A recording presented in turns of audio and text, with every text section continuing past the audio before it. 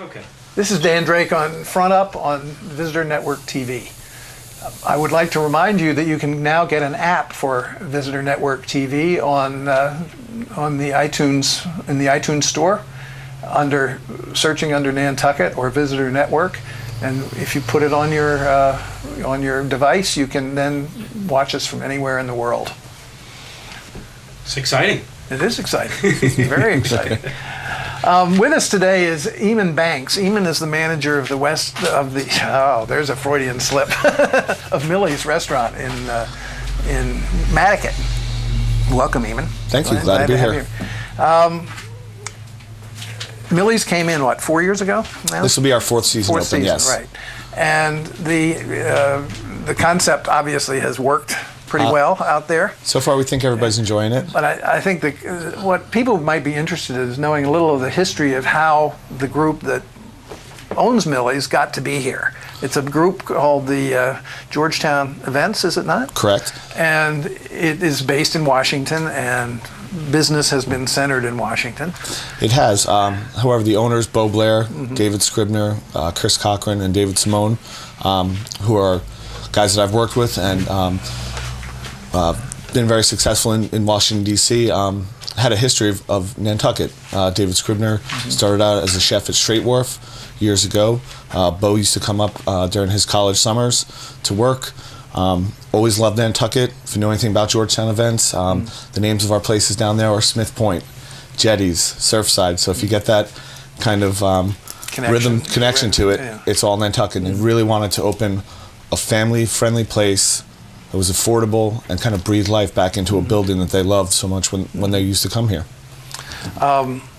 And then Andy, did they approach Andy, or did Andy approach Andy Grennan, who owns the building? I think it was kind of a mutual thing at the same time. And Andy, I believe, wanted to get that building because he didn't want to see it go to a residential place. He still wanted Matticat. You know what they were going to plan? One group wanted to use it for. I think a gun range. A shooting club. A shooting club. The Matticat neighbors weren't very happy about that. Well, I'm glad that didn't happen because I think the Matticat neighbors are pretty happy about what we're doing down there at Millie's. We offer, which wasn't necessarily the case at the beginning. No, it wasn't. But that's neither here nor there now because now I believe everybody's really happy about what's going on out there. Recently, we've be running the market for Andy. We've built an ice cream shop in that market, and we're hoping that the neighborhood will really like that. I think that all originated with a conversation you and I had the first year you opened. It was something like that. But I know in the back of Bo's mind it was always there. Yeah, but we did talk about the fact that Millie's was originally an ice cream shack. Sure. And when I noticed there was nothing on your menu for dessert, I think I mentioned to you that maybe you ought to think about that. That's true. Anyway. Is this a restaurant concept that you've used elsewhere, or is it new to Millie's? This is modeled after our restaurant called Surfside. That is in Washington, D.C. in the Glover Park neighborhood. It's a very quick-paced, family-oriented restaurant. We've got a roof deck there as well, so it kind of has that summer feel to it in the middle of a city. And David's menu transfers over up to here in Nantucket, and we're using a lot of fresh fish in our fish tacos and our quesadillas, and getting some of our fresh salads using local greens and things like that. So yeah, it kind of transferred over from there in that way. And obviously Nantucket has worked at least reasonably well for you all, because you are taking over the market and running that, and you also have a food truck. That's true. That you send out. Yep, that's going to be at Cisco Brewery 4 days a week on Wednesdays, Thursdays, Saturdays, and Mondays.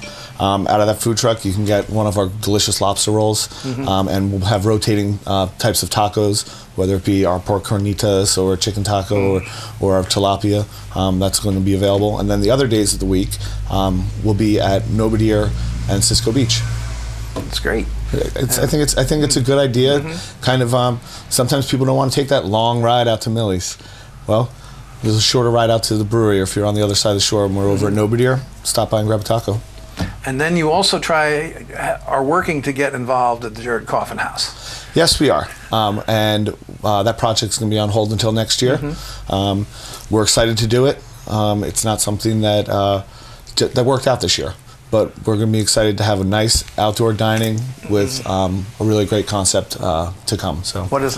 Can you tell us a little bit about the concept? Or not? sure, I'll tell you a little bit about it, but not everything. It's it's kebabs. It's going to be fresh fish and grilled meats on kebabs where you can pick and choose, and then have different plates on the bottom, and you kind of mix and match and make your outdoor summer barbecue on kebab. Is this again a concept you have going in another restaurant? No, this is a new concept that David came up with, David and Bo.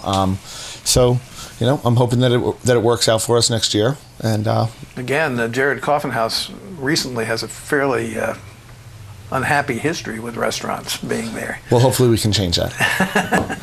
That's our idea, is to kind of bring a little bit more life to that corner of downtown, and not only for... Where in the price range do you anticipate this will be? Will it be hotel prices, or will it be... No, it will be very similar to our pricing at Millie's.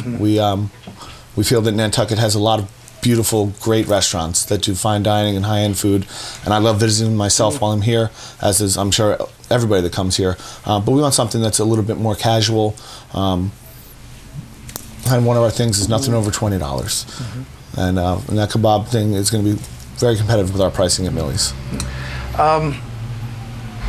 Millie's is a bit of an economic engine of its own in terms of employment and so forth. You told me the other day that you have about 60 people, close to 60 people working there. It'll be about 60 people in the peak of the summer. Yeah. We get a lot of great returning employees from families that have had homes out in Mattocket for generations. We get a lot of good college students coming in, and what we do is we have a family-friendly work environment, and we provide family-friendly food for people. So. How is the staff split between the front of the house and the back of the house? The back of the house, we've probably got about 12, 13 people working. In the front of the house, to keep up with the demand, on any given night, I've got about 24 people trying to. But total, you think you said something like 46. Right.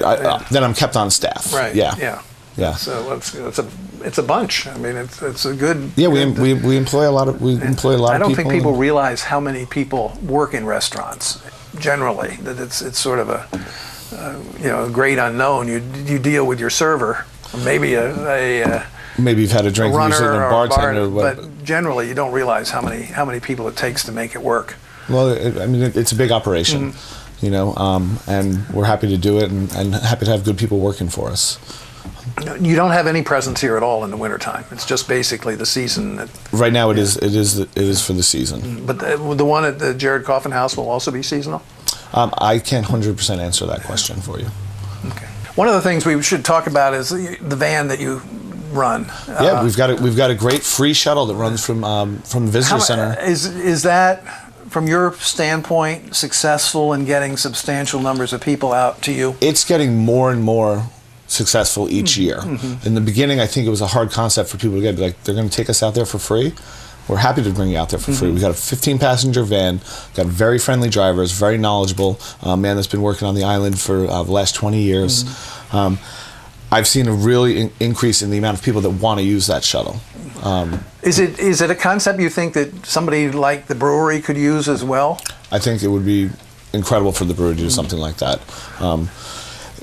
The fact that you're shuttling people when it's hard to get a taxi, or you've got a large group of people and you don't want somebody to have to drive because they want to have a nice cold Cisco beer, and then go for a safe ride home and a safe ride back. And while you got better parking than most, there's still a parking issue. Of course, yeah, and there always will be on Nantucket, right? Yeah. EaghmonBanks, thank you. You're Millie's Restaurant. Thanks, Dan. Thanks.